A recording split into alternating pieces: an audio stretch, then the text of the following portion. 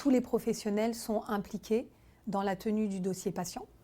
Donc il y a les infirmières, il y a les aides-soignantes, il y a les médecins, il y a les kinés, tous ceux qui interviennent au quotidien et au lit du patient sont responsables de la bonne tenue du dossier. C'est un dossier qui va servir à la certification notamment, pas que, mais en tout cas ça peut servir lors de la certification.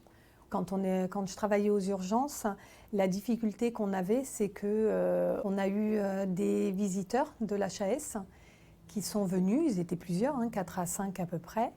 Et quand j'étais aux urgences, ils sont venus directement s'adresser aux infirmières et aux aides-soignantes. Ils nous ont demandé comment se passait l'accueil du patient, comment on le prenait en charge, si on répondait aussi à sa douleur, comment on prenait en charge la douleur, comment on le notifiait sur le dossier patient.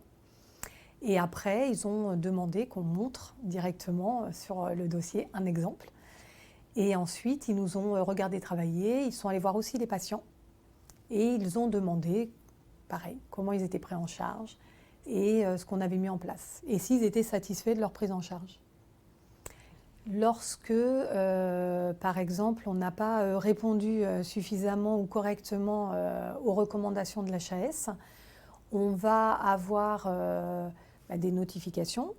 L'HAS va faire son compte-rendu auprès de la direction, qui, elle, va en parler forcément au service concerné, donc à la cadre, et la cadre va devoir mettre en place des actions correctives.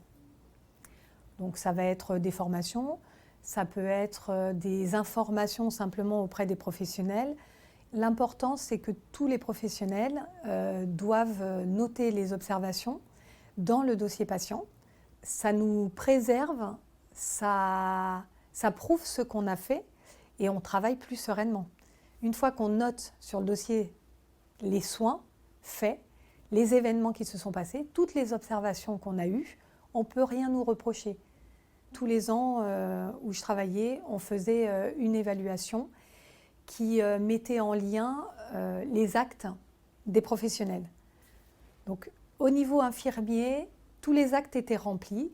Au niveau aide-soignant, les actes relationnels et les actes de soins n'étaient pas cochés, n'étaient pas remplis. Lorsqu'on a eu les résultats de l'évaluation annuelle, on m'a informé, la direction m'a informé que, au vu des résultats, j'aurais vraisemblablement une réduction de personnel, notamment aides-soignants. Lors des réunions, je me suis aperçue que les aides-soignantes avaient du mal à transmettre à l'écrit. Elles déléguaient souvent à l'infirmière qui cochait pour elles. Donc l'infirmière perdait du temps. Mais au niveau de la responsabilité, c'était une responsabilité qui n'était pas forcément partagée.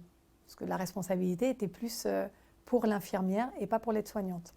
J'ai demandé aux aides-soignantes de noter tout soin qu'elles avaient fait.